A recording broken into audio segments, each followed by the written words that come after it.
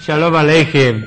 Tengan ustedes muy buenas noches y bienvenidos sean a este su programa Historia del Futuro, que en esta oportunidad, al igual que en la anterior, se une con el programa Dile a un amigo de mi amigo, el pastor Arturo Norero de la Iglesia Bautista Betania. Arturo, muy buenas noches, ¿cómo vas? Buenas noches, David, qué gusto poder unirnos nuevamente para informar al pueblo y gracias a Dios también queremos agradecerle a usted por tantas llamadas para apoyarnos, al igual que las llamadas para hacernos ver los puntos equivocados e inclusive las críticas, que las recibimos con mucho amor. Muchas gracias. También tenemos ahora, David, al doctor Yatensi Bonilla. Bienvenido, Yatensi.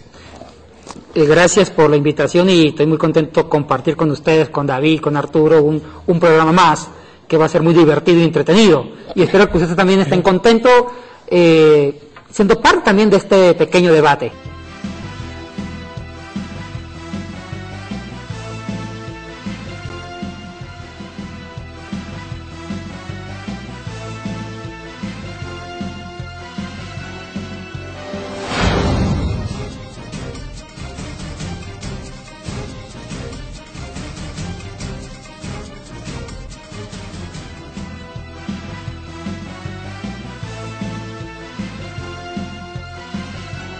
Pero nosotros aquí estamos, hermanos, con misericordia, no para atacar al hombre. Vuelvo a repetir eso y lo hemos dicho una y otra vez. Es para atacar lo que se dice en el nombre de nuestro Dios y que está equivocado. Y adicionalmente aquí quiero hacer un llamado. La Constitución ecuatoriana nos da el libre derecho para ejercer la religión que cualquier ecuatoriano o cualquier extranjero desee profesar en nuestro país. Pero eso no les da potestad a ninguna secta para robar, matar, ni destruir. ¿Les sonó eso parecido? Juan 10:10. Para eso vino Cristo, a darnos vida y vida en abundancia. Por eso yo hago un llamado al Ministerio de Gobierno, especialmente con la secta Pare de Sufrir. Usted le ha preguntado, señor ministro, con todo el respeto que usted se merece, le ha preguntado a la secta Pare de Sufrir, ¿dónde están los papeles de importación del agua del Jordán? ¿Dónde están los papeles de importación de traer el aceite bendecido de Israel? Eso se llama estafa. Prometer algo que no tiene procedencia legal y que le están robando a nuestro pueblo. Y yo como ecuatoriano estoy denunciando eso. No solamente que porque tenemos aquí libertad de credo vamos a mentir, vamos a destruir y vamos a robar a tanta gente. Y miren, hermanos míos, para que ustedes sepan, muchos me han llamado a mí a decir, ya no quieren saber nada por culpa de sectas que han destruido hogares, que han lavado el cerebro y han vendido terrenos, han vendido casas para darle a esos ladrones que se llaman cristianos y que se escudan en una iglesia evangélica que no es evangélica, y lo volvemos a repetir, no es evangélica.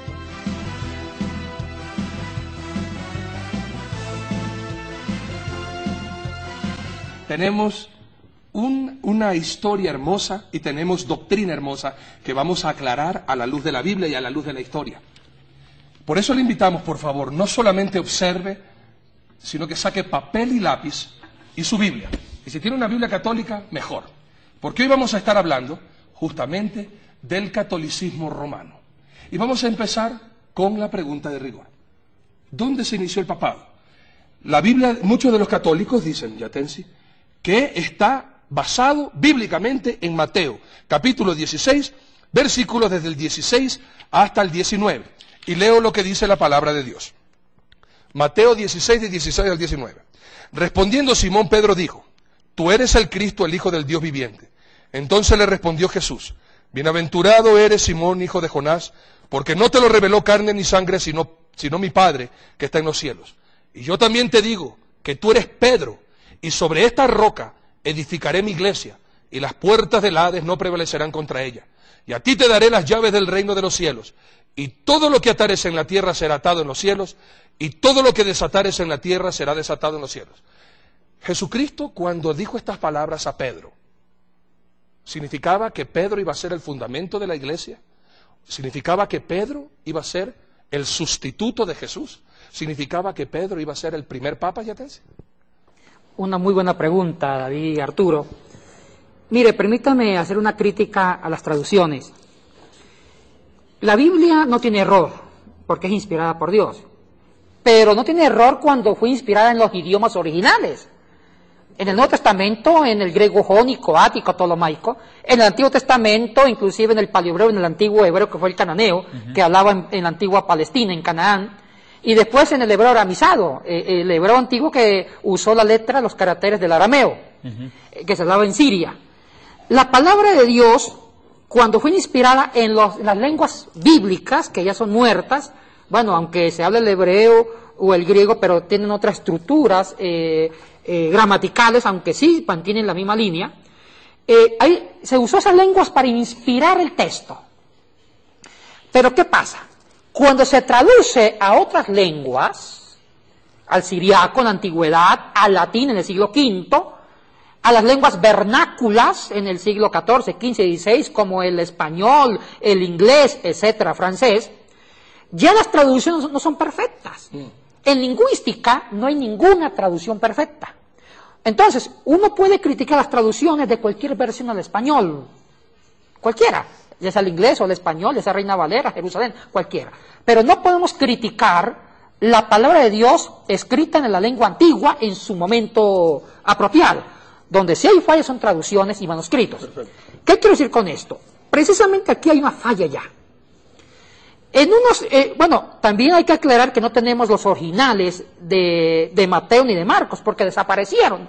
Antiguamente la conservación de textos, de papeles, de papiros, de piedras, de ostracas, de esferos que no eran esferos, eran ramas de árboles, eran instrumentos escriturarios bastante fácil de corromperse, de destruirse.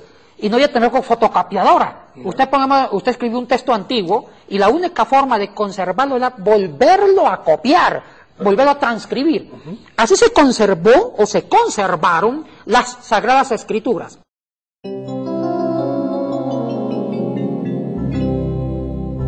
Baruch atah Adonai Eloheinu Eloi Avoteinu Eloi Abraham Eloi Yitzchak Eloi Yaakov האל הגדול, הגיבור והנורא, אל עליון, גומל חסדים טובים, וקונה הכל, וזוכר חסדי אבות, ומביא גואל לבני בניהם, למען שמו באהבה, מלך עוזר ומושיע ומגן, ברוך אתה אדוני, מגן אברהם, אתה גיבור לעולם אדוני, מחיה מתים אתה, רב להושיע, משיב הרוח ומוריד הגשם, מחלקל חיים בחסד, מחיה מתים ברחמים רבים, סומך נופלים ברופא חולים,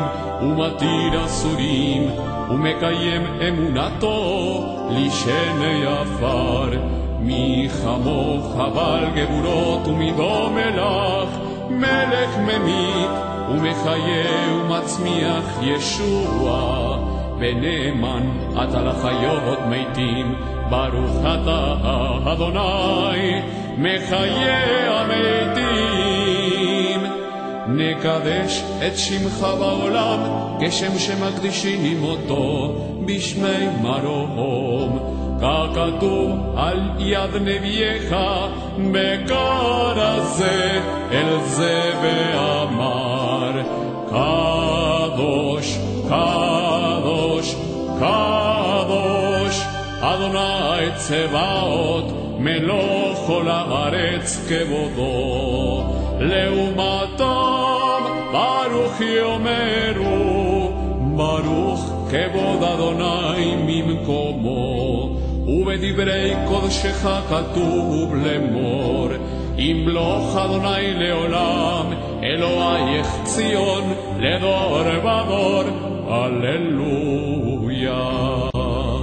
Vamos a la pregunta. La traducción es bastante compleja. En uno de los manuscritos del siglo V, en griego uncial mayúscula, dice, la palabra Pedro en griego es Petros, o también neutro Petron. Petron significa piedra o roca. El plural es Petra, piedras o rocas. Perfecto. En un manuscrito, el manuscrito Vaticanus, en griego dice Pedro, o sea, Petron, sobre esta piedra edificaré eclesia, la iglesia. Y se ha traducido en latín como singular, Pedro, sobre esta piedra edificaré o sea, como decir, la iglesia. Y así se tradujo al latín, y el latín se tradujo al español y a otras lenguas, como el inglés. Pero en otro manuscrito del mismo siglo, inclusive años más antes que el manuscrito Vaticanus en griego, que se llama el Manuscritus Sinaiticus, no dice singular Petros o Petrum, dice Petra. O sea que la traducción de este manuscrito sería: Pedro, sobre estas piedras, rocas, plural, edificaré mi iglesia. Tenemos un problema en papirología. ¿Cuál de las dos versiones le hacemos casos en el griego? Si el que está en singular o está en plural. Ahora, para hacer el estudio más corto, le voy a responder. Los papirólogos actuales de hace 30 años para atrás ven mucho más fidelino, más original el manuscrito sinaítico. O sea que la traducción correcta sería: Pedro, sobre estas piedras edificaré mi iglesia. O sea que Jesús está diciendo sobre el fundamento de los apóstoles, sobre sus discípulos, que eran los primeros cristianos, eran los discípulos, va a ser la iglesia. O sea que en el papiro sinaítico, Jesucristo no está endiosando a un hombre en singular, sino que está diciéndole sobre ustedes, apóstoles, o discípulos, o seguidores míos, edificaré la iglesia. Eso es lo razonable. Entonces, ya los papirólogos no le dan importancia al papiro Vaticanus, donde dice sobre esta piedra en singular. O sea que esa traducción ya ha sido superada. O sea que lo que acabas de decir es que lo que Jesucristo estaba diciendo sobre la doctrina de los apóstoles, que era la enseñanza de Jesucristo hacia ellos, iba a ser edificada la iglesia. Sí, señor. Que es lo que dice Mateo 28, 19 y 20, y que es lo que dice la palabra de Dios, Hechos 2, 42. Sí, señor. Y preservaban en la doctrina de los apóstoles, en la comunión unos con otros, en el partimiento del pan y en las oraciones. Y después, posteriormente, el mismo Pedro dice en 1 de Pedro, capítulo 2, versículo 4, ¿qué nos dice la palabra de Dios? Sí, pero antes de eso, Yaten, si permitíme añadir esto. Cuando yo leía este pasaje que acabamos de citar sobre supuestamente Pedro nombrado como primer papa, que tanto ha servido de caballito de batalla para que la Iglesia Católica catapulte el papado como la representación de Dios en la tierra, yo muchas veces al leerlo lo entendí de esta manera. ¿Sabes cómo? Cuando le preguntan, dice: ¿quién dice la gente que soy yo? Unos dicen que eres Jeremías, que eres Elías, que eres uno de los profetas. Listo. Y ustedes, muchachos, les dice a los apóstoles, ¿quién dicen que soy yo?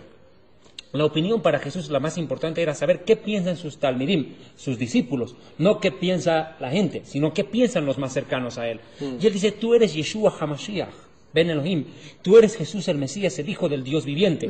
Bien, entiendo yo que Jesús lo que les dice, eso, Pedro, la piedra sobre la que edificaré mi iglesia son las palabras que acabas de decir, que yo soy el Mesías, porque ese es el fundamento de la iglesia que cree que Jesús es el Mesías. Claro. A mi modesto entender, la piedra que sustenta a la iglesia es la creencia en que Jesús es el Mesías, Hijo de Dios. Y el mismo Mesías dice: esta es la vida eterna, que te conozcan a ti y a Jesucristo a quien has enviado. Por tanto, el fundamento de la iglesia, más allá de los apóstoles, me parece que son las palabras de Pedro y no Pedro. ¿Y cuáles fueron las palabras de Pedro? Reconocer el mesianismo de un Mesías esperado por tantos siglos, por Israel y por el mundo. Reconocer que Yeshua es el Mesías, el Hijo de Dios, y es el fundamento de toda la iglesia sobre la cual los mismos apóstoles contribuyeron. Los apóstoles no hablaron de sí mismos, hablaron de Jesús como Mesías.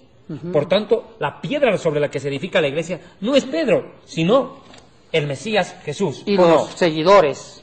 Y seguidores. Podríamos decir también... Pero permíteme Sí, un segundito. perdón. Primera de Pedro 2.4 que citaba, dice: escuchen, los que piensan que Pedro era el primer papa, los que siguen creyendo eso, escuchen lo que Pedro dijo. Vamos a ver quién había sido la piedra.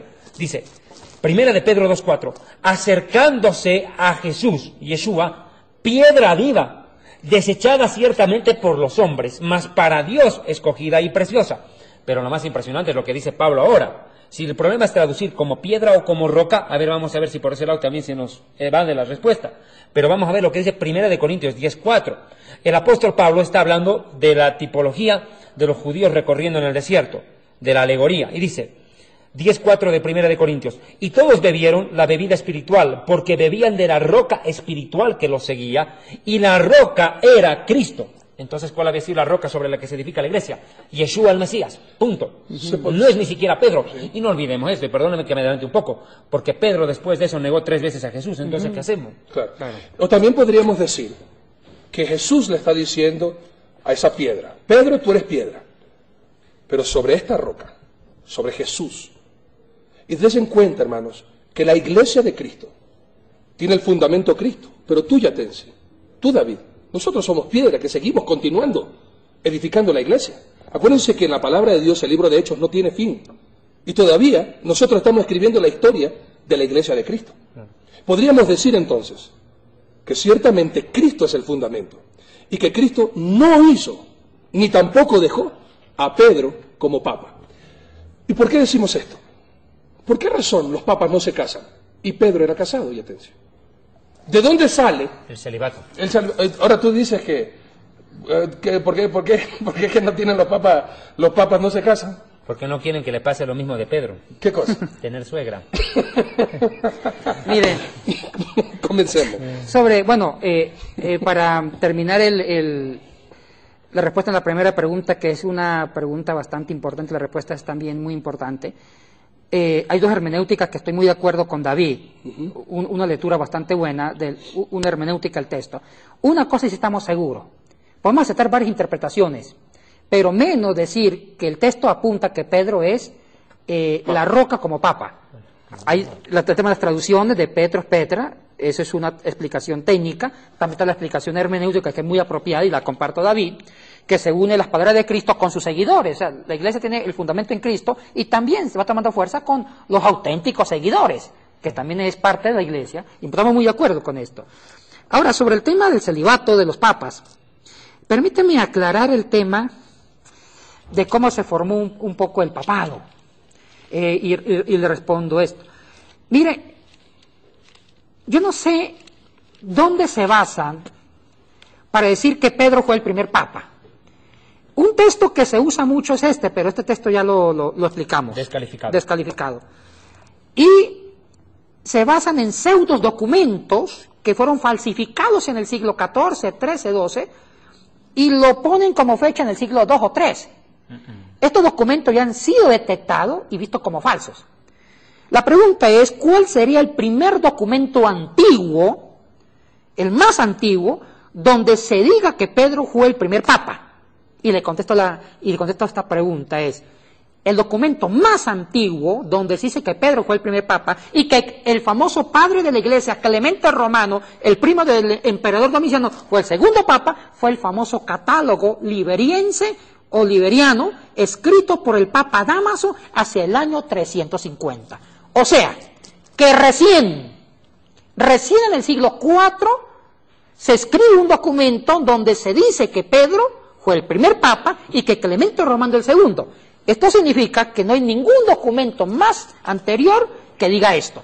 Esto da a entender que no hay ningún fundamento de que Pedro fue papa. Y es más, que este documento fue escrito por un papa del siglo IV, o obispo de Roma, donde él quiso buscar la genealogía de él y decir que Pedro fue un papa. Y la pregunta es, ¿dónde se basó Dámaso? En nada. Simplemente, él mismo hizo este catálogo donde da a entender... ¿Se inventó? Se inventó, y antes de ese catálogo no hay ningún documento serio por ningún padre de la iglesia que diga que Pedro es papa. O sea que desde el punto de vista histórico carece de fundamento el papado de Pedro. Yo quiero apuntar en esto. En pocas palabras estamos diciendo que Pedro ni se enteró que lo nombraba un papa. Ni se enteró. No supo la noticia. Nunca. Hasta que 300 años después dan a conocer como homenaje póstumo, entre comillas, que lo nombraron papa. Pero aquí yo quiero hacer una pregunta a Yatensi, y tal vez muchos amigos católicos nos están viendo por el programa, y agradezco porque muchas personas católicas nos han estado escribiendo al programa, y precisamente en respuesta a esas cartas y llamadas es que estamos haciendo este programa. Pero yo tengo que hacer una aclaración antes de continuar con el tema. ¿Por qué hemos invitado al doctor Yatensi Bonilla? Bueno, ya le vamos a preguntar a Yatensi mismo por qué razón, pero es que él tiene los fundamentos, tanto él como yo, tenemos los fundamentos para poder hablar a ciencia cierta sobre el catolicismo romano. Yatensi, cuéntanos un poco en qué militabas antes de venir a las milicias de Cristo. Bueno, yo fui religioso sacerdotal, católico romano, con votos, fui ordenado diácono sacerdotal, votos de pobreza, castidad y obediencia, y ya recién ordenado hice los votos perpetuos, dejé los hábitos porque encontré una luz auténtica que me condujo a los pies de Cristo, que fue una conversión para mí. Y bueno, eso resumiendo, y estuve desde los 12 años, fui internado en un convento, hice la secundaria, después hice los estudios eclesiásticos debidos para la formación sacerdotal y la formación religiosa católica romana como sacerdote.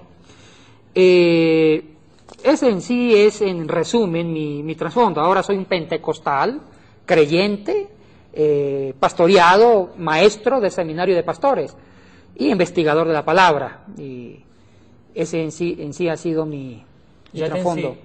Una pregunta simplemente. ¿Por qué escogiste ser sacerdote católico romano? ¿Qué te llevó a eso? Bueno, el trasfondo de mi mamá fue monjita salesiana y me inculcó el servir a Dios como sacerdote. Después, cuando estudié la Sagrada Escritura, mira, aquí viene lo irónico, yo estudié la palabra de Dios siendo católico en la Universidad Javeriana de Bogotá, en la Javeriana, con los jesuitas.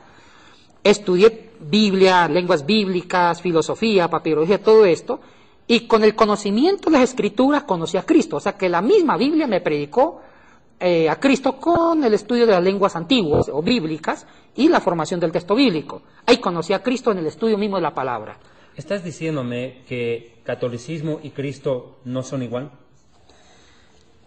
Bueno, yo creo que Cristo está por encima de cualquier estructura religiosa, ya sea católica o otra estructura religiosa. Cristo no es en sí una religión, Cristo es encarnarlo y vivirlo. Claro.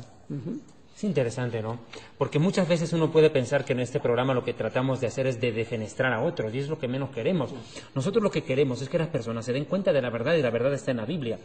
Escuchando las palabras de Yatensi me quedo pensando en lo siguiente. Cuando yo leí la Biblia me di cuenta de esto.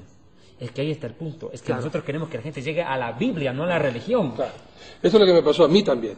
En lo particular, mi padre estaba en la secta católica más poderosa del Ecuador, el Opus Dei, y que también nosotros, como mucha de la gente conoce el apellido Norero, dueño de la Universal, él tenía la bendición del Papa Pío VI. Él fue nombrado por el Papa lugarteniente de los santos de Jerusalén en Roma. Lugarteniente del sepulcro de los santos de Jerusalén en Roma. Ese fue el nombramiento de mi padre, caballero de la corte de honor del Papa Pío VI. Y yo mismo fui criado en el Colegio Cristóbal Colón de Guayaquil, colegio salesiano, y mi inspiración también era llegar a ser cura. Cuando yo tuve el confrontamiento, y es verdad lo que tú dices, no es que queremos nosotros a los católicos hacerlos quedar mal, nada que ver. Pero cuando yo vi en la Biblia, así también cuando fui confrontado con la verdad, me di cuenta que todo lo que yo tenía, todo lo que yo pensaba, todo era pura tradición. Y lo que más me dolió en mi corazón, todo era pura mentira. Mentira. Y volvemos un ratito antes de continuar en esto, por favor, es muy importante, porque queremos usar, y por favor, la Biblia católica, saque esa Biblia católica, que ya vamos a hablar sobre algo que Yatensi más adelante nos va a aclarar. ¿Hay una diferencia entre la católica y la protestante? La Biblia. ¿Hay? Claro, la pregunta es, ¿hay alguna diferencia entre la Biblia católica y la Biblia evangélica? Porque comúnmente la gente te dice pero dicen, la católica, la evangélica, otra Biblia y a ustedes les faltan libros. Y nos creen como los testigos de Jehová que falsearon la Biblia. Claro, y se volaron 256 versículos los testigos de Jehová. Una vez un testigo de Jehová me dice, ¿no quiere que yo le regale una atalaya? Y yo le dije, no, más bien no crees que yo te regale una Biblia de verdad.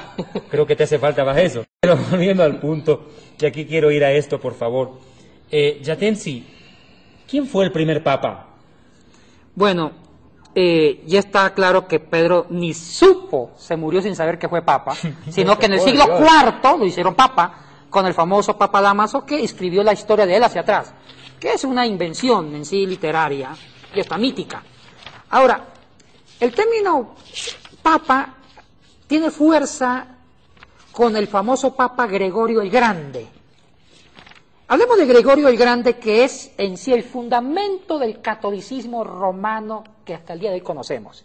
Este hombre es, para mí, el mentalizador, el genio, el ingenio creador de toda la estructura religiosa, purgatorio, crucifijos, misa de difuntos, misa de gallo, está en el Papa Gregorio. Resulta que el Papa Gregorio fue papa entre los años 590 después de Cristo al 604. Duró 14 años en el pontificado o papado. Antes de Gregorio, lo que existían eran obispos. Obispos de Roma. Antes de Gregorio, no había un jefe universal eclesiástico, no.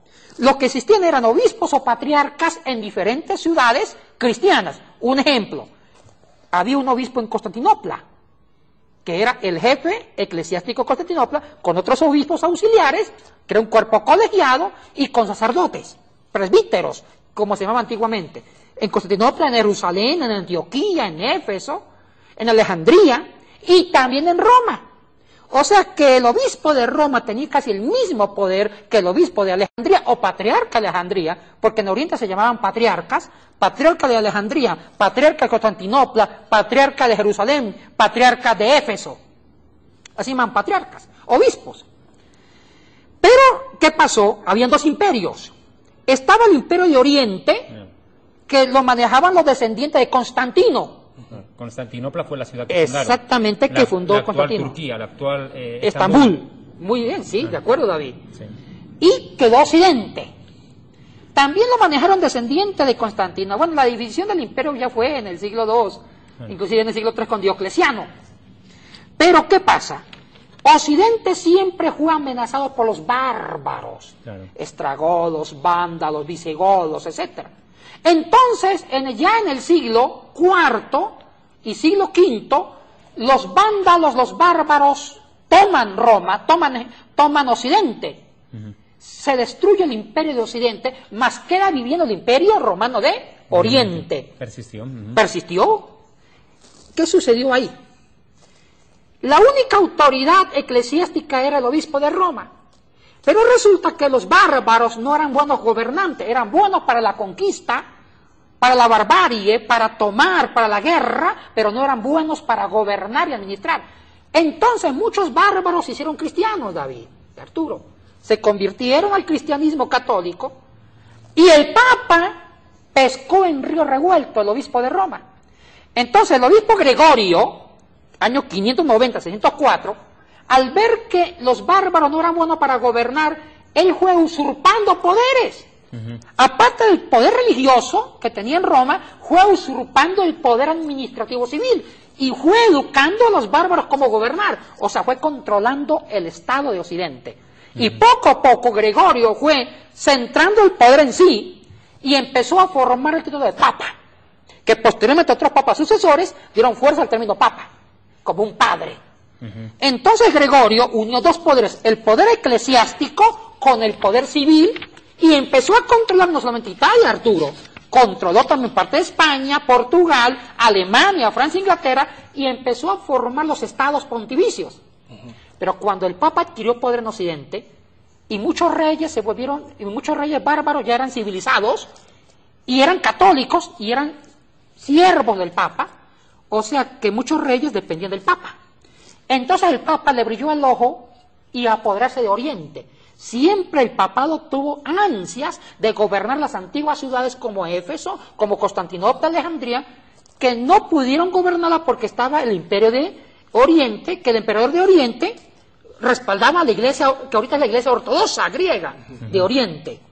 Ahora, en conclusión, Gregorio logra en su persona, en el año 590, formar su reino, al centrar dos poderes, el eclesiástico con el poder imperial político. Y es más, David, este poder quedó casado en el año 800, el 25 de diciembre, cuando el Papa León, junto con el famoso Carolingio, Carlos Magno, Claro, el imperio carolingio. Carolingio, descendiente de Carlos Martel, francés, forman un matrimonio entre la Iglesia Católica y el Estado, y nace un nuevo concepto de imperio, el sacrosanto imperio romano en el año 800. O sea que el matrimonio quedó tan bien calzado que Occidente quedó en las manos del Papa y de un emperador que era manejado por el Papa. Ahora, Oriente siguió otra historia, que fue la iglesia que se separó de Occidente, que es la iglesia ortodoxa griega. Y miren que en el papado de Gregorio nace el tema del purgatorio. Antes de adelantarnos Todo a esto. Yatensi, con el más debido respeto a Yatensi, hay dos puntos que aquí me llaman la atención. Ya. Jesucristo dijo, den al César lo que es del César y a Dios lo que es de Dios. Con eso entiendo, él puso un límite, una barrera, pongamos así, una frontera, creo que es lo más correcto, una frontera entre el poder político y el poder religioso. Jesucristo nunca estuvo de acuerdo en fusionar la política con la religión, al menos entiendo yo. Sin embargo, la Iglesia Católica Romana va en contra de la enseñanza de Jesucristo y fusiona en contra de la Biblia el poder político con el poder religioso para hacerse casi un todopoderoso. De acuerdo. ¿Estamos así? Totalmente de acuerdo, David. Mire, ese ha sido el peor error del catolicismo, fue ser declarado como la religión oficial del imperio romano en el Oriente. O sea que cuando Constantino oficializa el cristianismo, pensó que le hacía un beneficio, le perjudicó a la iglesia. Porque hasta el siglo IV la iglesia primitiva era buena. Testimonio, sangre, no había robos ni explotación. Claro que también había pecado, pero era otra iglesia, la iglesia ideal. Era la que buscaba la santidad. Cuando se casó con Constantino, cuando Constantino hizo de la iglesia católica antigua la oficial del imperio, ahí empieza el paganismo dentro de la iglesia. Y eso fue lo que Gregorio hizo. Empieza a incorporarse la idolatría, que nace con Constantino, y después con Gregorio empieza el tema del purgatorio, la adoración, e inclusive todo el tema de la sacralización de María, de la virginidad, todo esto nace con Alejandro. Bueno, después lo podemos tocar más adelante. Me gustaría, ya tienes 2 puntos. La palabra papa es una palabra que aparece con más debido respeto, permítame un segundo, por favor, utilizada en el año, permítame un momentito, por favor, en el año 607, tengo este dato, el obispo de Roma, Bonifacio III, por primera vez se le otorga con altos honores el título de papa. Ahora me voy a la palabra papa. La palabra papa, y yo lo digo como judío, proviene de una palabra hebrea, abá. Abá, que significa papito o mi papá. Pero es una palabra que, según la tradición judía y el Talmud judío enseñan, es la primera palabra que un niño pronuncia cuando nace y se refiere a Dios. Con respecto a esta palabra, Mateo 23:9 dice Jesucristo, no Pablo ni Pedro, dice el mismo Yeshua, el mismo Jesús, Yeshua HaMashiach, Jesús el Mesías, dice, a nadie llamaréis Abba, a nadie llamaréis Padre, a nadie llamaréis, en pocas palabras, Papa, pues uno solo es vuestro Padre y está en los cielos. Más allá de eso, la Iglesia Católica Romana lo llama Santo Padre, colocándole a un hombre, que en este caso sería actualmente Benedicto XVI, colocándole a Benedicto XVI el título de Dios Padre. ¿Estamos en eso? Bueno, eso para mí es un pecado. Pero es eso, ¿verdad? Porque el único Padre, el único Papa es Dios. Y el único vicario es Jesucristo, que es el mediador entre Dios y los hombres. Y el único sumo sacerdote es Cristo, según la carta de los Hebreos. Claro, permítame leerlo. Hebreos 4:14 dice, por lo tanto, teniendo un gran sumo sacerdote, Cohen Hagadol en hebreo, que traspasó los cielos, Yeshua, Jesús, el Hijo de Dios, retengamos nuestra profesión. Por tanto, nuestro sumo sacerdote no había sido Benedicto XVI para el caso de los católicos romanos, sino Jesucristo. Ahora, el representante del Hijo de Dios en la tierra no es un hombre, ni siquiera fue Pedro, fue el Espíritu Santo, el Ruach HaKodesh, porque Jesucristo dijo, he aquí os dejaré otro consolador, y hablaba del Espíritu Santo. Él no dejó a un hombre, dejó al Espíritu Santo. ¿De acuerdo? Totalmente. Por tanto, estamos hablando de una trinidad falsa en el catolicismo romano, compuesta por un hombre como llamado Santo Padre, Jesucristo, y al mismo tiempo representante del Hijo de Dios. ¿Es eso? Yo más bien hay otra pregunta. ¿Qué de verdad hay en la Iglesia Católica? Porque todo estamos viendo a la luz, y esto, hermanos míos, por eso le estamos dando fechas, datos, y Yatensi les está dando a ustedes, hermanos míos, justamente la maestría que él conoce. Les estamos dando fechas, datos, nombres, para que usted no solamente le crea a un erudito sobre esta materia, sino más bien para que vaya a investigar. ¿O solamente tú tienes en tu cabeza estos datos? ¿Dónde la gente pudiera, un católico que dice, a ver, yo quiero ver si es verdad eso, quiero saber de Gregorio, quiero saber de todos estos nombres que tú me dices, ¿dónde puedo ir a leer? ¿En qué libro puedo encontrar esta información? Las historias eclesiásticas, tanto historias católicas como las protestantes, los libros de historia de la editorial Verbo Divino, Herder, Caribe, Cristiandad, dicen esto. O sea, es una información muy común, que está al alcance de todos. ¿Internet? Internet también. Okay. Acá voy a una pregunta, Yatensi. ¿Quién fue Constantino? Bueno, Constantino... ¿Qué papel cumplió? Más bien el nombre completo, porque Constantino es como decir César y también dar otro nombre. El nombre específico de quien unió y se convirtió al cristianismo. Mire, Constantino fue hijo de una famosa cristiana, que la madre fue excelente, Helena, y hijo del famoso coemperador Constancio Cloro. Constancio Cloro gobernaba la parte de Roma, mientras que Galerio, junto con Diocleciano, en la parte de Oriente. que Constantino nace hijo de un coemperador de Occidente, Constancio Cloro y Helena, y Helena sí era cristiana, la mamá. Constancio Cloro no, fue pagano. La madre sí discipuló, auxilió a Constantino en los caminos del Señor. Y le quiso muchos templos en Jerusalén sí, también. Y también reconozcamos una virtud de Constantino, también vamos a valorar el que merece honor. Constantino sí puso fin a las persecuciones. Sí. Las persecuciones que se abrió con Nerón en el 61, por fin la terminó Constantino en el año 312 con el edicto de Milán, justo cuando derrotó a Magencio. Ahora, con Constantino la iglesia encuentra paz, ya no hay mártires. Pero aquí asume otro peligro. Al casarse con el Estado, también se corrompió. ¿Por qué? Porque Constantino sí usó de la iglesia, abusó de la iglesia. Y es más, Constantino fue hijo de su iglesia, él nunca se bautizó, apenas que se convirtió. Se bautizó en su lecho de muerte, porque ya existía la doctrina del bautismo, que era bautismo en ese momento, era perdón de pecados. Y para los católicos, el que pecaba después del bautismo, mortalmente perdía la salvación. Entonces Constantino pensó, bueno, si yo me bautizo, borrón y cuenta nueva, y vuelvo a matar porque era un emperador, me condeno. Entonces él calculó saber cuándo se muere, y justo una semana antes de morir se bautiza, y lo bautizó un hereje, Eusebio de Nicomedia. O sea que Constantino fue un tipo muy inteligente que usó la cristiandad y usó la iglesia como la religión del imperio para dominar el imperio. Y él era un gran estadista. Él sabía que si manejaba la religión más poderosa, que era el cristianismo, podía manejar conciencia. Y lo hizo espectacularmente, Constantino. Un hábil gobernante. Y es más, Constantino hizo todo, David, hizo todo un sincretismo religioso. Porque él le unió, al cristianismo le unió otras religiones. Un ejemplo, el Sol Invicto. El famosa religión que tuvo fuerza con Diocleciano, el Sol Invicto, y con Trajano. El Sol Invicto era una fiesta que se hacía el 25 de diciembre. Y aquí nos metemos con el tema de Navidad, y usted como judío lo sabe muy bien, que Jesús no nació el 25 de diciembre. Y me encanta que lo diga él. Porque el otro día, por haber hecho ese programa acá, en este canal, y que lo vieron en Colombia, en Perú y en Bolivia, me dijeron que ese judío está viniendo a judaizar a la iglesia, a decirnos que Cristo no nació en Navidad. Fíjate vos que un ex sacerdote católico y teólogo está diciendo que Jesucristo no nació un 25 de diciembre, que ese es cuento chino que nos quisieron meter. Y fíjate vos. Y esa es una gran verdad, Arturo y David.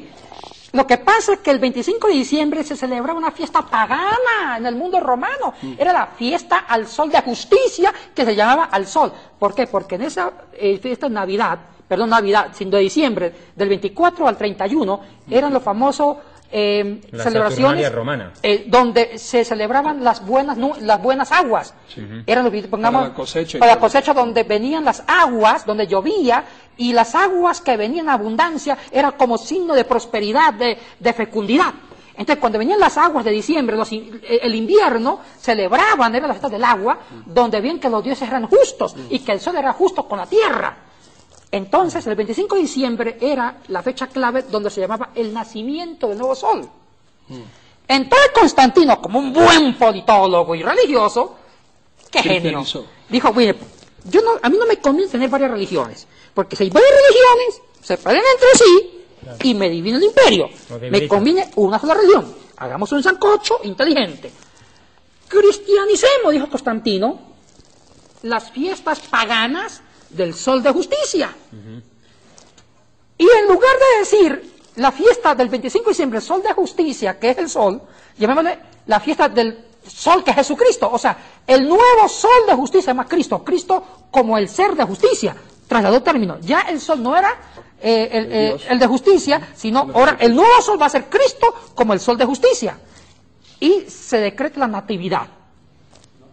Decreto imperial. Cristo nació el 25 de diciembre y se convirtió poco a poco en una tradición que tomó fuerza hasta el día de hoy. Mire, una cosa, David, Arturo, a nosotros los evangélicos nos falta crítica a la historia. Todo lo tragamos y nunca investigamos los antecedentes.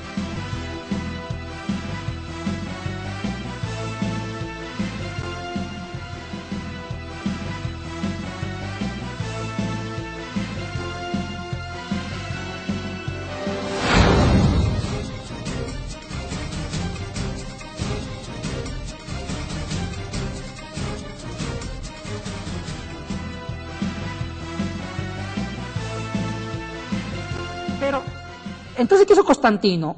¿Cristianizó una fiesta pagana? ¿Solo eso? Bueno, ¿Solo eso cristianizó? no solamente cristianizó eso, también cristianizó toda la doctrina griega, que ahí no es el purgatorio, es otra cosa que hay que ver. El purgatorio no es de corte judío puro, sino es de un corte judío de sabor griego, de... La época de los macabeos. Exactamente, David, exactamente. Pero hay un punto que también aquí me llama la atención, Arturo. Lo que hizo el catolicismo romano fue surgir, en pocas palabras, por imposición, no por evangelización. Otra cosa es cuando el apóstol Pablo llevó el evangelio, el rabí Shaul, con el criterio que la gente se arrepienta del paganismo, del politeísmo, que practicaban no solo en el Imperio Romano, sino todos los pueblos que estaban alrededor. Idolatría también. Combatió la idolatría llevando la palabra de Dios. Pero Constantino no evangelizó al pueblo, él declaró como oficial la religión, dijo, desde ahora se hace esto, y la gente dijo, bueno, y si no muero, sí, muere mijito, si usted no hace esto, muere, pero y yo no entiendo qué es esto. Nunca hubo un cambio de corazón, nunca hubo un nacimiento de nuevo, ¿me entendés? Lo que hubo fue una religión impuesta por tradición, costumbre e intereses personales. Y cristianizar muchas tradiciones paganas, cristianizar las idolatrías, los dioses griegos de pronto comenzaron a tener nombres cristianos. Un ejemplo. Y comenzó a llegar Pablo, comenzó a llegar San Pablo, comenzó a llegar inclusive María. No, pero escucha esto. Ellos tenían un dios que se llamaba Mashimón.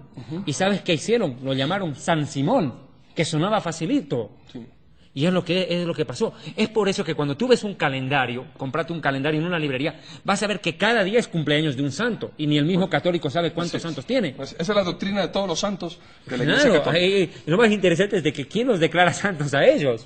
Es un negocio del Vaticano. Pero la pregunta es, ¿y por qué los católicos no hacen nada referente a esto, sino que siguen la tradición? ¿En qué momento uno se da cuenta de que la religión que está llena de tradiciones, que está llena de creación malévola para poder manipular, para poder saber y para poder adueñarse de la vida de las personas? Y no estamos hablando de la reforma, estamos hablando de los inicios recién. ¿Sabe qué? Yo veo esto tan claro. Cuando hay una pregunta muy importante que le hizo David. Cuando la iglesia se casa con el Estado y se vuelve política, pierde la autoridad espiritual, porque tiene que satisfacer al poder político. Leamos este verso. Sí, claro. Mira lo que dijo Yeshua, es que es importante este texto. Mateo 22, 21, 22. Está hablando Yeshua, Jesús, y dice, le dijeron, ¿de quién es esta moneda? Del César. Y les dijo, dad pues al César, César es el emperador romano, al César lo que es del César y a Dios lo que es de Dios. Oyendo esto, se maravillando, y dejándoles se fueron. Pero fíjate la declaración de Jesús. Den lo que es de Dios a Dios y lo que es del César al César. Pero acá mezclaron todo. Lo que era de Dios se lo dieron al César y lo que era de César a Dios. Pretendieron dárselo a Dios. Fue todo un zafarrancho, es un desorden total. Queremos decir que el inicio, y por favor, hermanos, escuchen bien esto, amigos católicos, escuchen esta pregunta para que usted pueda analizarla, discernirla. No hacernos casos a nosotros, sino de verdad preguntarle a Dios si es verdad esto o es otra mentira de los llamados evangélicos. ¿Me quieres decir tú que el inicio de esta religión no fue basado en el amor a Jesucristo, sino basado en el poder y en el deseo de gobernar? Sí, señor, y tiene nombre apellido Constantino. Y eso va tomando fuerza con los emperadores siguientes, inclusive otro gran rey que le dio mucha fuerza fue Carlos Magno, que empezó a cristianizar a los pueblos germanos a punta de espada. Y para el sector de Alemania, que era un sector bárbaro, para Carlos Magno, el que no se hiciera cristiano católico moría a punta de espada. Y muchos se hicieron pseudo cristianos, entre comillas, por miedo a morir. Lo mismo que pasó con los judíos en España, inclusive con el tiempo de que se liberaron de los árabes, y también a los árabes los obligaron a ser cristianos, y también los judíos les obligaron a bautizarse. Y a mí me encantaría hacer una puntualización acá, Yatensi, porque me parece muy importante lo que vos tocaste. Antes de la expulsión, antes de 1492, la comunidad judía en España era impresionante. Ahí estaban los judíos sefarditas, que hablaban el ladino. Es un dialecto que nuestros hermanos, mis hermanos judíos, hablan y provienen de Portugal, España, Italia y la parte sur de Europa. En cambio, yo vengo de una familia judía que nací donde hablamos yiddish, es otro dialecto. Pero bueno, hablando de los sefarditas, ahí viene precisamente pues la frase, estamos entre moros y cristianos. Esa frase la inventamos los judíos. ¿Por qué? Porque los musulmanes nos decían, o ustedes creen en Mahoma o los matamos. Y nosotros nos veníamos para este lado de Europa y ahí venían los católicos. O ustedes creen en Jesucristo o los matamos. Entonces dijimos, estamos entre moros y cristianos, ¿qué nos queda? escapar. Y la Iglesia Católica ordena en 1491 la expulsión de los judíos de España, ordena la expulsión de los judíos sefarditas, a los que llamaban judíos marranos. ¿Por qué los llamaban judíos marranos? Por lo siguiente, porque les decían, o creen en Jesucristo o los matamos. Y ellos agarraban, se convertían, entre comillas, al catolicismo para sobrevivir. Pero por debajo seguían practicando nuestro judaísmo. ¿Me entendés? Ellos nunca se convirtieron porque el catolicismo, y acá lo digo con sinceridad, tiene como fundamento la idolatría, que es adorar muñecos. Y nosotros los judíos vamos a preferir morir antes que arrodillarnos a un muñeco, porque ya nos pasó que al salir de Egipto se levantó el becerro de oro y Dios casi nos extermina como pueblo. Y no vamos a repetir la historia por hacerle favor a la Iglesia Católica, de poner nuestras cabezas para que Dios nos liquide. Pero aquí hay algo más. Cristóbal Colón era judío y Rodrigo de Triana también. Y ellos descubrieron América. Pero esa es otra historia. Pero ahí es cuando salen los judíos de España. ¿Te das cuenta? Los judíos sefarditas. ¿Bajo la presión de qué? Ya prácticamente la Inquisición. O creen en Jesucristo o los matamos. Y no solamente murieron judíos. Murieron cantidades de personas que no querían obedecer al Papa. El que no obedece muere. Y un gran perseguidor fue un famoso franciscano, el cardenal Francisco Jiménez de Cisneros, que era el consejero de los reyes católicos. Él fue uno de los que persiguió a los judíos, más que convertir en la fuerza al catolicismo, bautizarlo en la fuerza.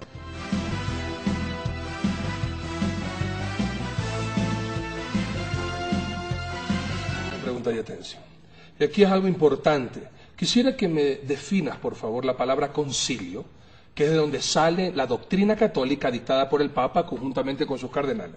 ¿Y por qué razón al Papa nunca se lo ve abriendo la Biblia y leyendo la Biblia? ¿Por qué siempre se ve en las misas y en los rituales que es otra persona que lee la Biblia, pero cuando él tiene que dar un mensaje, sale es con libros o sale con hojitas como que si fuera un mandatario o un político, leyendo algo que se le da, y no sale con la palabra de Dios?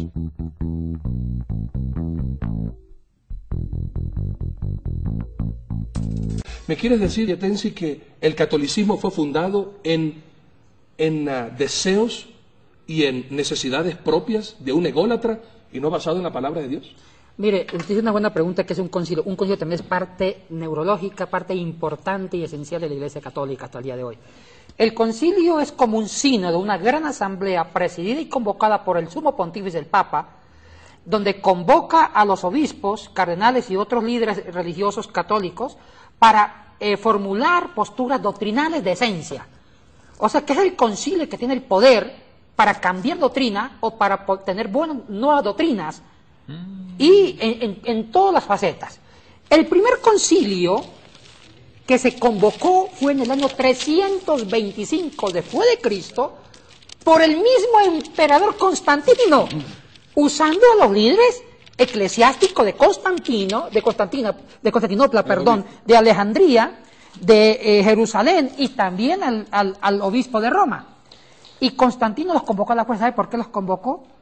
Los convocó para formular las nuevas doctrinas de la Iglesia Católica Romana Imperial. ¿Nombre católico de dónde sale? Bueno, es un término latino que significa universal. ¿Quién lo inventó?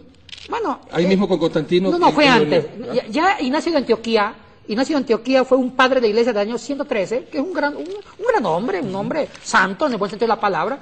Él escribió 7 cartas y habla que la Iglesia es universal. O sea, el término católico en sí no es malo, porque es un término latino que significa universal. Claro. El problema es la Iglesia de Cristo. Universal. Universal.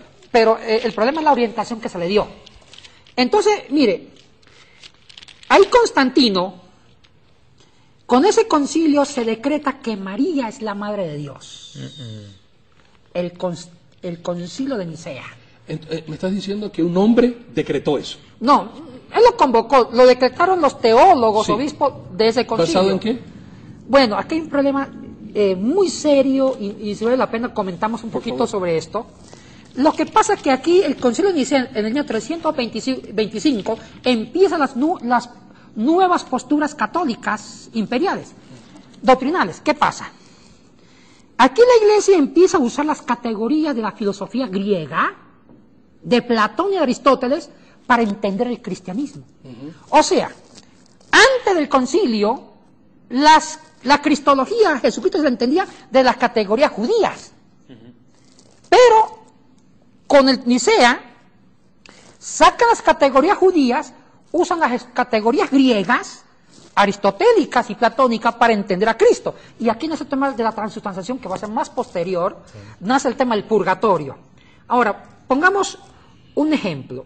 El tema de la cristología de Nicea nace un lenguaje tan refinado que se llama la unión hipostática. Empezaron a explicar que Cristo tiene dos naturalezas y una sola persona. Los judíos no manejaban las categorías. El judío creía por fe, Cristo Dios, Cristo hombre, y disfrutaban la aventura de un Dios que dejó de serlo para ser hombre. Ellos más no racionalizaron esa aventura de fe. La influencia griega, ambiciosamente, tratan de descubrir el misterio y tratar de explicar con la metafísica de Aristóteles qué significaba sustancia y esencia, cómo se une lo divino y lo humano, y nace la unión hipostática, que es una influencia griega del lenguaje de Aristóteles. Ahora, ¿dónde entra María acá? Resulta que Arrio, que fue el que causó el concilio, porque Arrio dijo, mire, María es la madre de Jesús. Por ende. Entonces, los de influencia griega, que eran los ortodoxos de Oriente, dijeron, no, está equivocado. Si María es la madre de Jesús, estamos dividiendo la persona de Cristo. Porque los del concilio de Nicea, Constantino y los obispos de Nicea, querían unir las dos naturalezas en una sola persona. Si decían que María es la madre de Jesús, va a decir, bueno, lo estamos desuniendo, la parte humana, la parte ¿qué? Divina. Entonces, para salvaguardar la unidad, digamos que María es la madre de Dios. Si decimos que María es la madre de Dios, estamos uniendo lo divino con lo humano. O sea, que usaron esa exquisitez. Usted sabe que la filosofía es bien abstracta, esa exquisitez de la metafísica de Aristóteles, para unir lo divino y lo humano en la persona de Dios y decir que María es la madre de Dios. Pero era para endiosar a Jesús, era para fortalecer a Jesús, Sí, no María. no María. Pero, ojo, los efectos secundarios. Eso. Es O sea, como, pero esa idea- es el problema. eso hay que enfatizar, que esa frase era para dar a conocer que Jesucristo es Dios. Es Dios, y bueno, ahí En estaba carne, bueno, pero encarnizado. es como cierta medicina. Cierta medicina te puede curar una Una cosa enfermedad te de enferma, riñón, sí. pero tiene un efecto que te puede generar un cáncer, Así es. algo peor todavía. Y eso fue el problema Eso es lo que pasó. que a María se sacralizó en el Concilio de Trento. Claro. Y se le endiosó. Ahí están los efectos negativos de Vayamos en eso. Colosenses 2.8 dice lo siguiente, y por favor presten atención. Mirad que nadie os engañe por medio de filosofías y huecas sutilezas, según las tradiciones de los hombres, conforme a los rudimentos de este mundo, y no según Mashiach, no según Cristo. Ahora, ¿qué pasa acá? Algo dijo, permítame meter mi cuchara a este plato. Dice lo siguiente, Yatensi, dice en los principios fue una concepción judía la que legisló la Iglesia. Es que es lógico, es que por amor a Dios, Yatensi, vos me va a dar la razón. Es el Dios de Israel, es una Biblia inspirada por el Espíritu Santo, escrita por manos judías, con mentalidad judía, con costumbres judías que son parte de la Biblia. Nadie puede entender la Biblia sin entender un poco de las costumbres. Son necesarias porque forman parte del diario vivir, de la historia de la Biblia. Totalmente de acuerdo. Entonces, la mentalidad de los primeros 100 años de la Iglesia era una mentalidad judía porque quienes estaban a cargo de la Iglesia eran judíos, eran apóstoles judíos con una mentalidad judía, estaban llevando un pensamiento judío. Entendé que el concepto del Mesías no lo hicieron los griegos, lo hicieron los judíos. Éramos nosotros los que teníamos la idea del Mesías y que se expandió al mundo entero. Ahora partamos de un punto. Cuando viene la helenización de la Iglesia, ahí viene un problema. Y cuando digo helenización es cuando tocan la filosofía griega y la incorporan, esa casi filosofía y hasta la mitología griega, la inculcan dentro de la Iglesia Católica Romana y llega hasta nuestros días. Y ahí es donde Yeshua dice esta frase, y por favor entiendan. Jesucristo dijo, ustedes han invalidado el mandamiento de Dios por vuestra tradición, Mateo 15, verso 7. Hipócritas, bien profetizó de ustedes el profeta Isaías cuando dijo, este pueblo de labios me honra, pero su corazón está lejos de mí, pues en vano me honran, en vano, es inútil, enseñando como doctrinas mandamientos de hombres y no según la palabra de Dios. Es que eso es lo que ocurrió en la Iglesia Católica. El fundamento del catolicismo prácticamente es la tradición. Los católicos, los concilios católicos, con mucho respeto, entiendo, ellos fueron los que dictaminaron la doctrina. Entonces yo digo, si los hombres determinan cuál es la doctrina, entonces ¿para qué estaba escrita la Biblia? ¿Acaso no estaba aquí la doctrina? De acuerdo. Hablemos diciembre 8, 1854, Concilio de Trento, el Papa Pío IX decreta lo siguiente. María, Inmaculada Concepción, nace sin pecado concebida, da a luz a Jesucristo y continúa en su virginidad perpetua Y después, posteriormente, estamos hablando cerca ya en noviembre 1 de 1950, que viene y decreta que María ascendió a los cielos en cuerpo y alma. La Asunción. ¿Es eso bíblico, Yates? No, para nada. Pero la gente que ahora...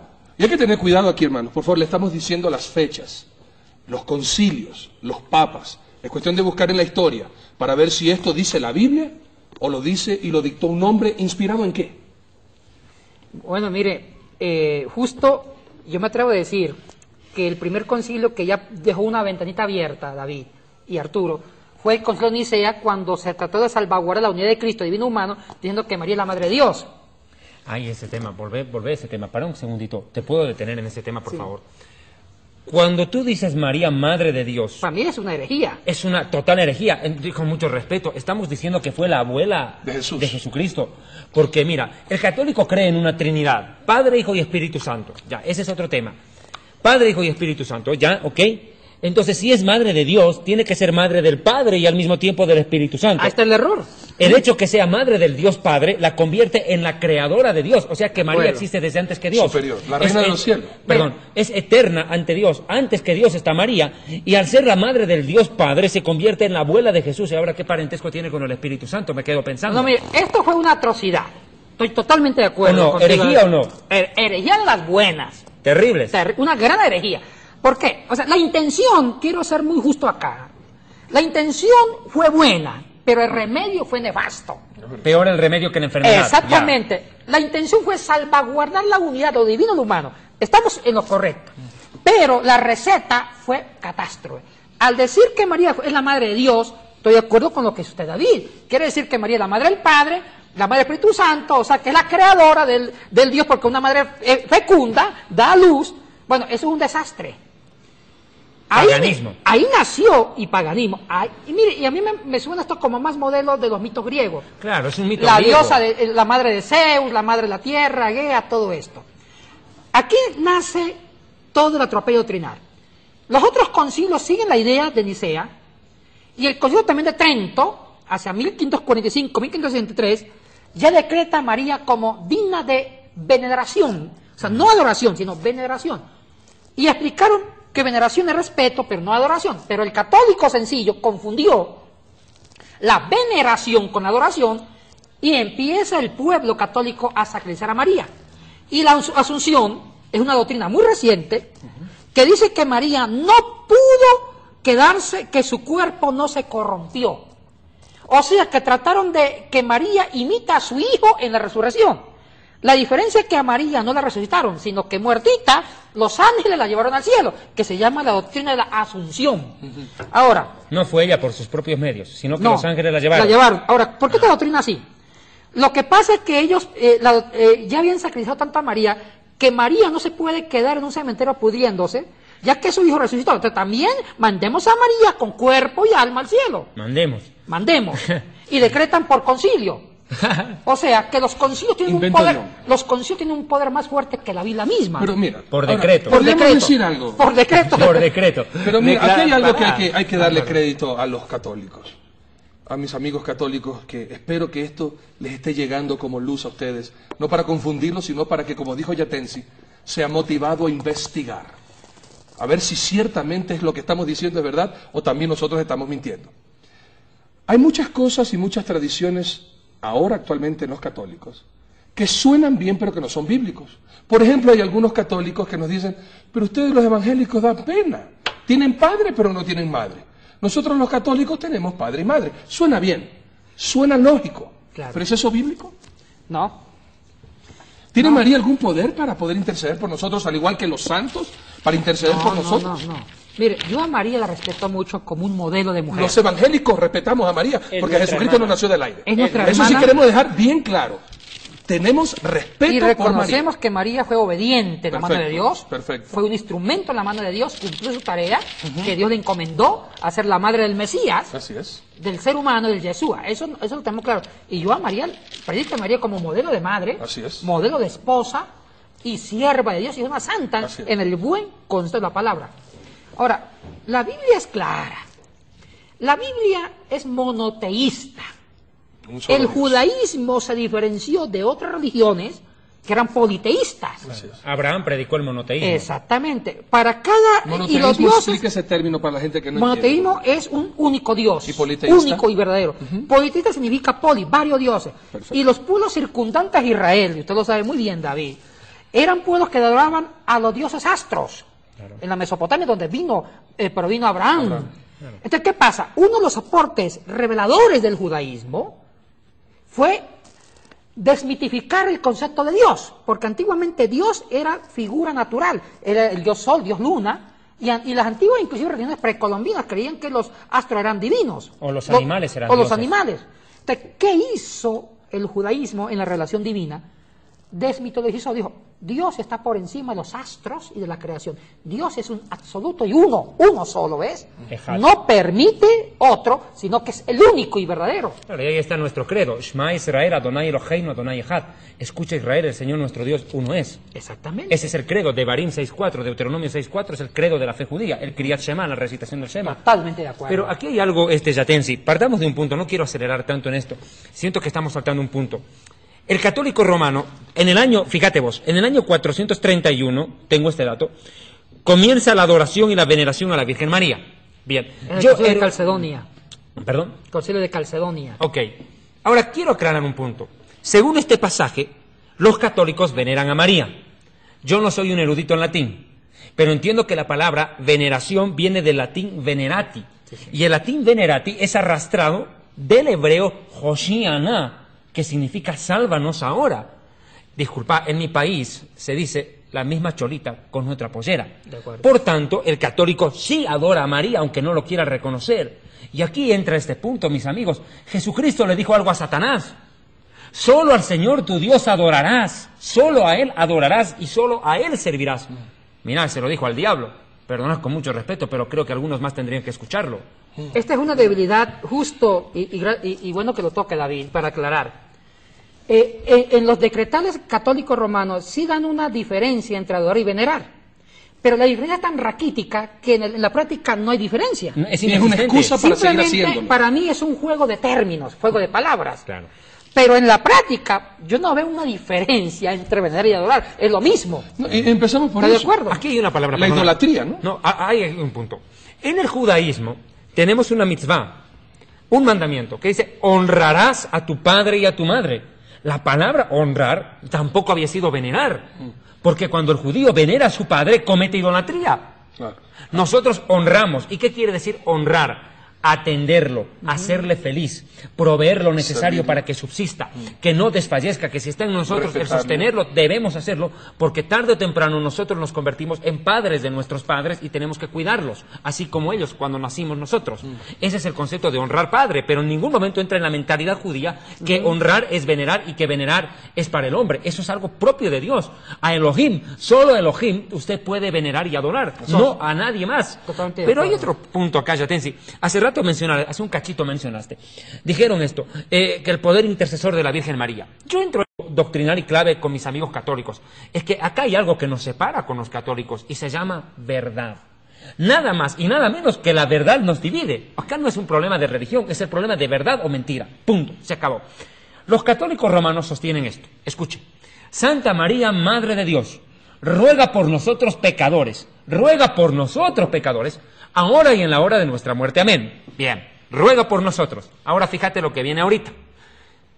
Dios te salve María. Ahora, ¿quién salva a quién? ¿Qué problema, Yatensi, no? ¿Quién salva? Dios te salve María. Llena eres de gracia. El Señor es contigo. ¿Cómo si ella es llena de gracia no es salva? Cuando la Biblia dice que por gracia somos salvos. No por mérito, sino por gracia. Y si ella es llena de gracia, ¿cómo es que no se salvó? Cuando la misma María, en Lucas 1:46, mira, escucha lo que dice la Virgen María, escucha, Miriam dice, esta mujer de origen judío, Miriam, dice, 1:46 de Lucas, engrandece mi alma al Señor y mi espíritu se regocija en Elohim, en Dios, mi Salvador.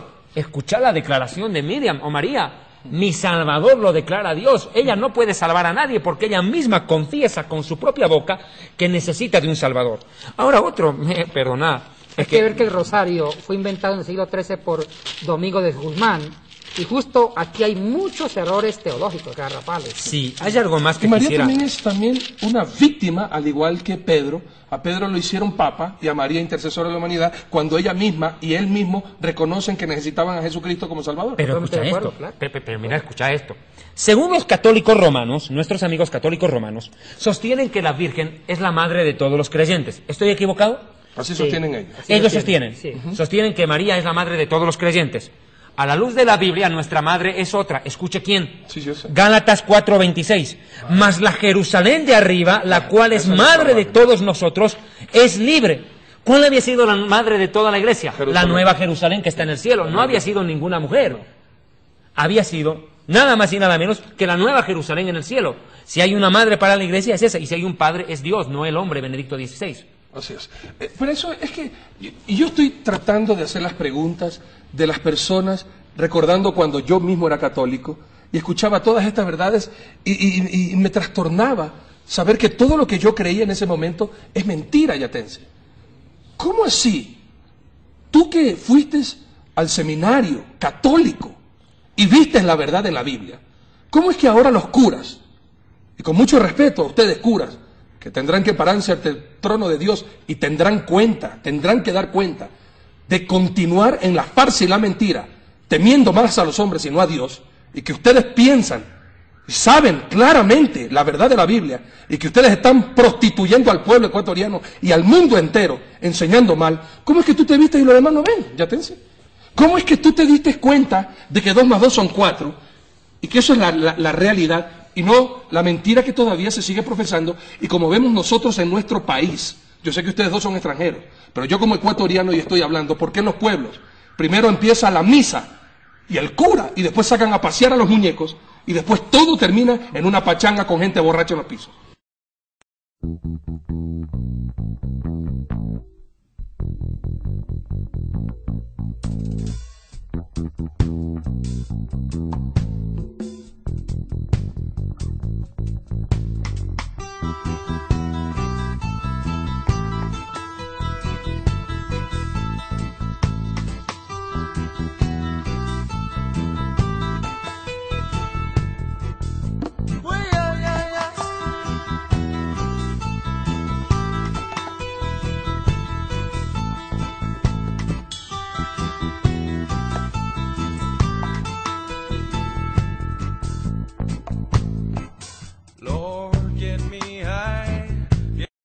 Mire, hay una cosa que hay que aclarar.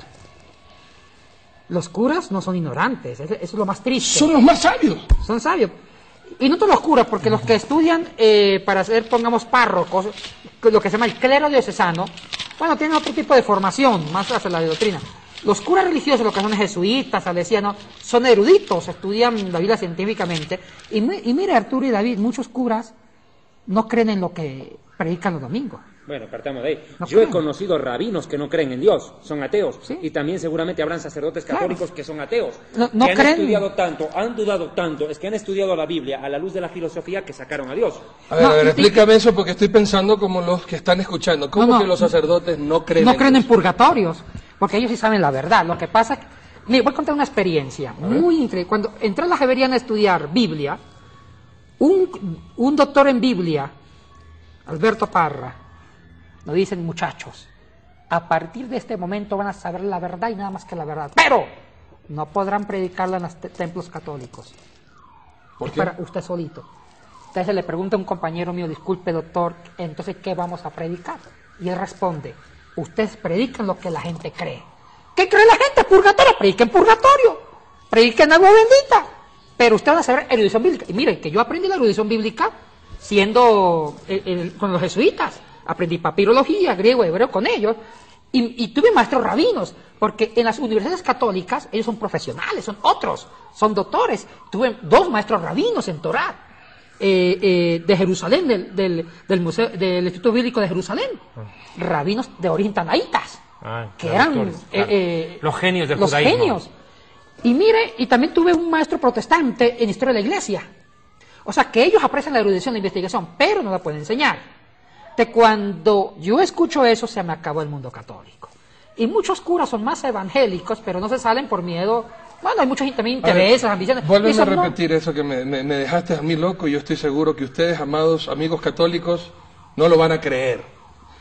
Tú me estás diciendo que los curas saben, pero predican lo que la gente cree. Claro. Ellos saben que no tienen que tener estatuas, que no hay que inclinarse. Pongo un ante- ejemplo, Arturo, Por el favor. purgatorio. Por favor. Vamos al purgatorio. ¿Se inventa cuándo esa doctrina? En el año Mire. 593. El purgatorio ya tiene un trasfondo griego antes de Cristo con Platón. El purgatorio está en el libro de los Macabeos, pero estos libros son de origen griego Así es. y tienen Así es. la influencia griega. Filosofía y mitología griega. Totalmente de acuerdo. Ahora, el purgatorio nace inclusive en la República de Platón. Platón fue un gran filósofo, el maestro de Aristóteles, discípulo de Sócrates. Estamos hablando del siglo IV, siglo V antes de Cristo. Platón era un dualista. Creía que había dos realidades: el mundo perfecto, las ideas que eran inmaculadas, perfectas, espirituales, y el mundo humano, material, la materia era mala, imperfecta, asquerosa. Entonces, ¿qué era un ser humano? Un ser humano era la mezcla, el compuesto de lo divino, de lo espiritual, del mundo de las ideas con el mundo material. Entonces, un ser humano, pongamos usted, Arturo, usted, antes de nacer de su mamá, usted preexistió en el mundo de las ideas. Resulta que un demonio artífice llamado Demiurgo, según Platón, cogió la idea de Arturo. Arturo en el cielo era perfecto, lindo, hermoso. Pero un demiurgo, sin vergüenza, lo cogió y lo plasmó en un cuerpecito con defecto. No me lo ataques a mi amigo, ¿eh? Con defecto. Pero, ¿qué es la muerte para Platón? Lo mismo que para Sócrates. Es que el cuerpo para Platón es la cárcel del alma. Así es. Entonces la muerte es que el alma se libera de ese estuche, de esa cárcel, y regresa al mundo de las ideas, que era persistente. Entonces, ¿qué pasa ahí? Ahí muchos cristianos de corte griego cogen las ideas de Platón y las cristianizan y vuelven un sancocho. Pero cuidado, Platón dijo, cuando una idea que ya fue dañada, contaminada por la materia del cuerpo, se muere y regresa al mundo de las ideas, tiene que purificarse. Claro. Que ahí es O donde sea viene que el purgar. Platón dio la idea de una purificación cuando el alma regresa al mundo de las ideas, porque fue Platón el que inventó la inmortalidad del alma del concepto griego. Ojo, griego. Claro. Ahora, ¿qué pasa? Viene Agustín de Hipona, que fue el que inspiró a Gregorio el Grande. Agustín de Hipona dijo, hablemos de un purgatorio. Cristianizó a Platón. Dijo, mire, Platón está diciendo que cuando un alma sale del cuerpo, tiene que pasar por unos años en un purgatorio para purificarse. En un reformatorio. En un reformatorio. Entonces viene el Papa Gregorio Magno en el año 597, 593, cuando era Papa, y vuelve la doctrina. Purgatorio. Toda alma, todo ser humano que muere, tiene, antes de ir al cielo, tiene que purificarse de acuerdo a sus pecados por un tiempo en el purgatorio, que es candela, que es el término intermedio entre infierno y cielo. O sea que el origen del purgatorio no es bíblico, Por demás está Cristo. no del como Antiguo bien Testamento, ni tampoco es del Nuevo Testamento, sino que es de la filosofía griega y también después gnóstica de los dualistas griegos. Y eso lo saben todos los curas. Eso lo saben todos, o sea, Y entonces eso que dice que para que pueda salir del purgatorio las misitas y todas las otras eso ya, rogativas y caritativas. eso ya es parte de una tradición que ya ni se razona. Una tradición que se pone por inercia, más no hay razón. Y los curas a veces hasta forman chistes. Mire, el día de difunto es un buen negocio porque nos pagan por sacar almas al cielo, o sea. Se perdió entonces el romanticismo y el amor a Dios. Mire, lo más triste es que cuando convertimos el cristianismo como religión y la religión se convierte en un negocio. O en un poder del ¿Sería Estado. eso una secta entonces? Bueno, se apunta a eso. Bueno, lo que dijimos en el anterior programa. Secta no es lo que se aparta del catolicismo como quisieron hacer creer. Secta es lo que se apartó de la Biblia. De la verdad. Y acá estamos viendo que es de la verdad de la Biblia, porque la Biblia es la verdad. Es que hay una cosa es tener la razón y otra cosa creo que es tener la verdad. La razón la pueden tener ellos en algunas cosas, pero la verdad profunda está en la Biblia y ellos ya dejaron la Biblia hace mucho tiempo. Ahora, aquí hay un punto que a mí me preocupa y me llama la atención. Apocalipsis capítulo 17 habla de una mujer, la llama ramera. Y es una descripción bajo el título de Babilonia. Todos los estudiosos de la Biblia coinciden que el Apocalipsis 17 es una descripción palpable de la Iglesia Católica Romana. Listo. ¿Por qué la llama Babilonia? Bueno, por lo que significó Babilonia en la antigüedad. Prostitución, un sincretismo de muchas religiones, Confusión. falsedad moral, falsedad espiritual, confusión, todo esto. O sea, el término babilonia siempre es una forma de parafrasear algo que no está bien, algo que es confuso. Claro, confusión. Aquí hay un punto que también me llama la atención, y permítame ser claro en esto. Los católicos romanos, cuando tú les estás predicando la Biblia, te dicen esto: no, yo creo en Dios a mi manera, no me moleste. Bueno, el problema de estos amigos es que en nombre de su religión rechazan a Dios. Cometen el mismo error que cometieron mis hermanos judíos cuando Yeshua vino. No, esto no está conforme a la tradición, no es conforme a lo que nos dijeron, fuera. En nombre de la religión rechazan a Dios. Otro detalle, dicen, yo creo en Dios a mi manera. Yo le pregunto a usted, ¿y usted quién se cree para creer a su manera? Uno tiene que creer conforme a lo que Dios dijo. Imagínese que yo juegue fútbol con la mano, Ven a lleve la pelota con la mano. Y me dice, ¿qué? Eso es falta, eso no vale. No, es que yo estoy jugando fútbol a mi manera, Arturo. Nadie puede jugar como le da la gana. Hay reglas que me dicen cómo jugar. Y me dicen que el fútbol es con los pies y el único que agarra con las manos es el arquero. Pásate la luz roja porque te da la gana, a ver qué te pasa. Claro, y entramos en eso, exacto. Pásate la luz roja porque te da la gana y conduces como a ti te da la gana y a tu manera. A tu manera. Claro. Como dice Frank Sinatra, y si viví y si morí fue a mi manera. Pero nadie puede creer a su manera. Uno tiene que creer a la manera de Dios. Y la manera de Dios está aquí en su santa palabra. Yo no puedo poner las reglas a Dios. Pero entonces aquí yo tengo una pregunta. ¿La Biblia católica no dice lo mismo que la Biblia protestante según la tradición? Y no hablamos de eso. ¿Hay alguna diferencia? Esa es pregunta clave para se la traslado a Yatensi, que fue sacerdote católico, y que por favor nos aclare si la Biblia católica es diferente a la de vos. Y si no es diferente, ¿por qué entonces la Biblia católica dice una cosa y la gente católica hace totalmente lo contrario de lo que dice la Biblia católica, Yatensi? ¿Por qué se dice una cosa, dice la Biblia una cosa y se hace otra, por favor? Mire, hablemos aquí de los concilios que canonizaron, decretaron los libros canónicos. Primero, que hay dos listados de libros canónicos. ¿Qué es un canónico? Viene la palabra griega kané, que significa medida o caña. Los libros que son autorizados para leerlo como inspirados. Los judíos volvieron el Antiguo Testamento canónico en el siglo I. Sí, señor. Después de Cristo, inclusive hacia el año 90, que se llama el Concilio de Yania, donde se reunieron los judíos en todo el territorio, los judíos bajo el territorio palestino, se reunieron y canonizaron las escrituras antiguas, que estaba en un texto hebreo muy antiguo, y varios textos en paleohebreo, la Torá, libros históricos, los Ketubín, Neveín, etcétera, etcétera. Tanakh. La Tanakh, exacto. Toda la Biblia del Antiguo Testamento. Sí, señor. Pero resulta que había otros judíos de habla griega, en Egipto, en Alejandría. Exacto. Entonces los judíos de habla griega dijeron, cuidado un momentito. O sea, que los únicos judíos son de habla aramea, de trasfondo hebreo, que están en toda esta región. Y nosotros que estamos en la diáspora no tenemos ningún poder. Estos judíos no sabían arameo ni hebreo, sabían solamente ya griego.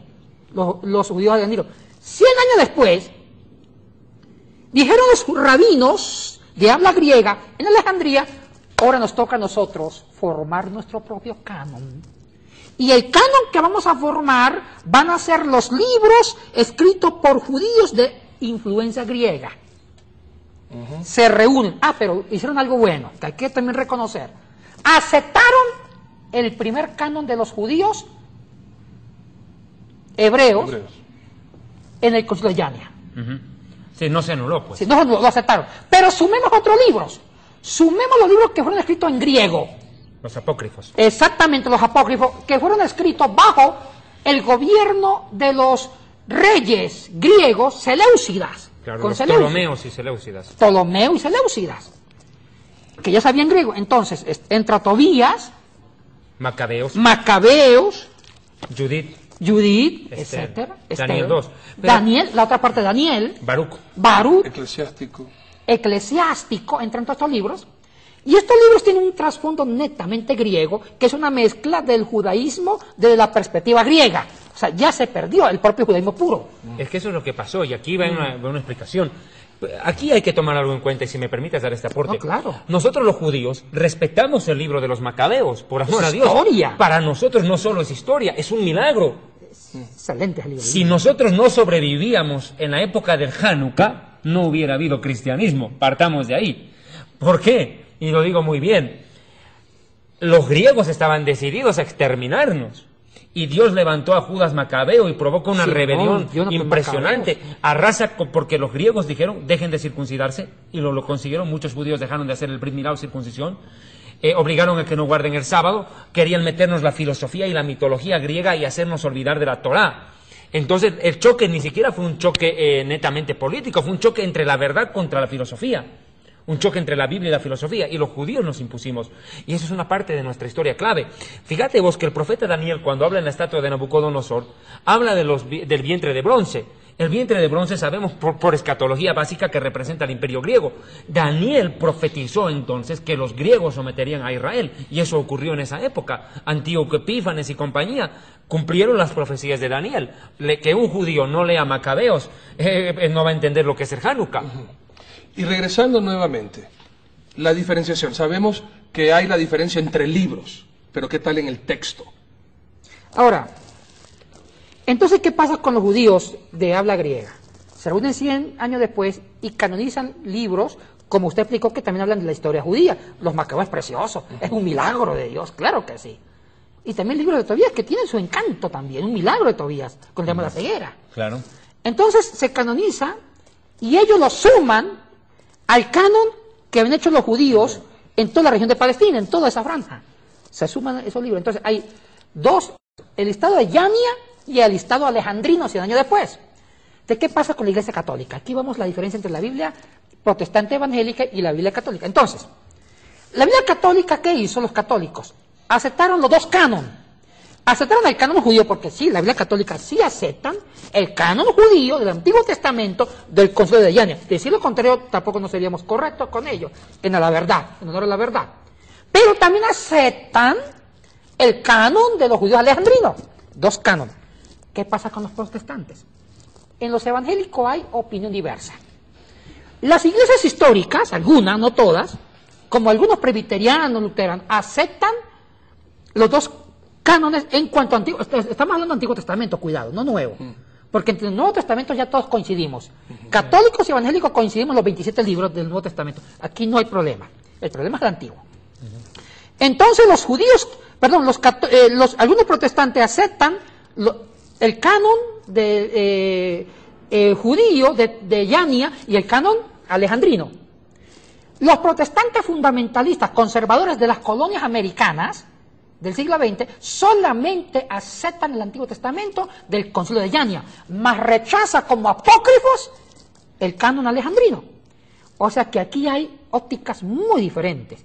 Ahora, yo personalmente acepto la tradición y por lógica solamente el Concilio de Yania, no el Concilio alejandrino, como inspirado, pero tampoco anulo los libros alejandrinos, porque hay riqueza espiritual en Macabeos. Pero aquí ya estamos en la parte conclusiva del programa. Yo quiero tocar un punto que me parece clave. Los católicos suelen protestar contra los protestantes al decirles, ustedes tienen una Biblia falsa porque les faltan libros. Bueno, yo digo, mis amigos católicos, si ustedes tienen más libros que los evangélicos, ¿por qué no los leen? O sea, el problema ni siquiera es que ustedes tengan más o menos, el problema es que no los leen. Es que no se lee, ese es el gran problema. Pero aquí hay una razón, es que hay una razón, ¿y sabes por qué? Los sacerdotes prohibieron leer la Biblia a los católicos. Y es más, viene el oscurantismo, y encima les dicen que si leen la Biblia se van a volver locos. Cuando Jesucristo dijo, vayan y prediquen el Evangelio, escudriñen las Escrituras, los sacerdotes dijeron, no, los que quieren aprender la Biblia entren al convento o al monasterio, pero afuera no. ¿Qué piensas de eso? Mire, es cierto. La Escritura no fue una libre interpretación, fue una reserva única para los clérigos, los sacerdotes. El pueblo no podía leer la Biblia. Ni entender las Ni misas. entenderla, porque la Biblia solamente fue traducida al latín, a la lengua sacra. El latín se volvió la lengua sacra por varios siglos por la Iglesia Católica Romana. Cuando en honor a la verdad la lengua sagrada es el hebreo. Exactamente. Entonces, ¿qué pasa posteriormente? Los que precedieron la Reforma, protestantes anteriores a Lutero, clandestinamente traducen del latín al inglés, al español, a las lenguas vernáculas. Y gracias a Dios que la Reforma protestante nos ayuda a traducir la Biblia primero del latín al alemán Claro. al inglés, al español, y esto fue una bendición, porque uno de los puntos esenciales de la Reforma Protestante es que la Biblia sea el único concilio, decreto que debemos seguir, lo revelado en la Sagrada Escritura. La única autoridad. La única Mira, autoridad. En el año 1129, la Iglesia Católica Romana prohíbe la lectura de la Biblia a los feligreses. Segundo detalle, aquí quiero que tomen en cuenta. Yeshua dijo las mismas palabras de Moisés. No solo de pan vivirá el hombre, sino de toda palabra que sale de la boca de Dios. Entonces, ¿qué entendemos por esto? Que todo ese tiempo del oscurantismo, de la historia, los católicos vivieron sin alimentarse de la palabra de Dios. ¿Sabe lo que es eso? Un crimen espiritual. Matar de hambre espiritual a la gente que necesitaba escuchar de Dios. Es que el problema es acá, y lo decimos clarito. Por favor, no tenemos nada en contra de los católicos. Claro. Lo que estamos haciendo en este programa es contar un poco de la historia, de cómo surgió la Iglesia, cómo surgió el Vaticano, cómo surgió el papado y tantas otras cosas más. Una cosa que me llama la atención, y ya para cerrar el programa, la palabra Vaticano proviene de una palabra latín vaticinium, Sí. es hechicería o adivinación. ¿Por qué toman esa palabra cuando es algo que Dios prohibió en la Biblia? Dice, no consultes hechiceros, agoreros, brujos ni magos, porque es abominable contra Dios. La palabra Vaticano viene del latín vaticinio, hechicería. ¿Por qué? Bueno, une la palabra vaticinio con lo profético. O sea, tratan de darle el sentido del Vaticano como una religión profética. Pero profecía no es lo mismo que adivinanza. Exactamente, pero ¿lo malentendieron? O lo torcieron a O propósito. lo torcieron a propósito, como una forma inclusive de vaticinar el futuro en nombre de Cristo y de Dios. ¿Y qué mejor que tratar el futuro para tratar a la gente, someterla? O sea, la Iglesia Católica. Pensó. Amigos Y televidentes. sobre todo, mire, para mí el maestro del catolicismo antiguo se llama Gregorio el Grande. Por ejemplo, le dicen Manum el ¿Y Grande. dónde estará ahorita? Bueno, eso sí le compete a ellos responder esa pregunta. Bueno, Arturo Yatensi, para mí ha sido un honor compartir con ustedes. Gracias a usted. Este David. programa, Yatensi, continúa. Continúa. Continuará.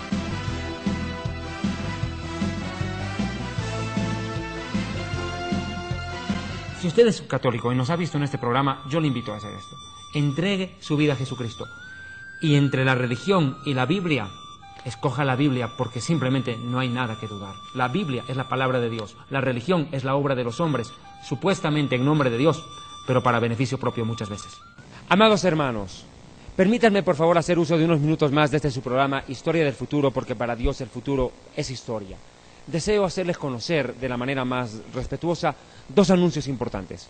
El libro Historia del Futuro ya está a su disposición en su nueva presentación.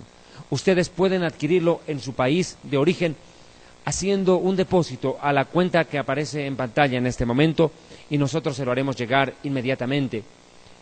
Segundo anuncio. El programa Historia del Futuro ha tenido una gran acogida y es por eso que quiero agradecerles infinitamente, porque no solamente en Puerto Rico, en la Unión Americana, Guatemala, Centroamérica, han estado nuestros televidentes escribiéndonos en estos meses, sino de lugares tan lejanos en Asia, África y Europa, que están sintonizando este su programa Historia del Futuro, que se difunde por este medio de comunicación, la Cadena del Milagro Internacional, dirigida por nuestro amado consiervo Gille Ávila. Pero, como ustedes entenderán, para poder seguir pagando y sufragar los gastos de producción y de difusión del mismo, necesitamos su cooperación.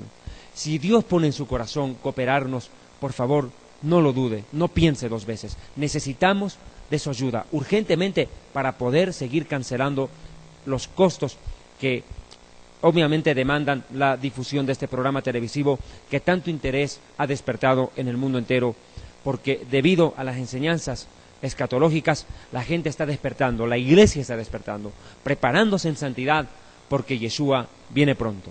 Amados hermanos, ustedes pueden hacerlo depositando a la cuenta que tienen en pantalla. Muchísimas gracias de verdad por todo su apoyo, por todo su cariño, y si el Eterno lo permite, muy pronto estaremos con ustedes en Puerto Rico. Muchas gracias. El pueblo de Israel tiene una inquebrantable fe en la venida del Mesías, al que espera en toda hora y sabe que no lo defraudará.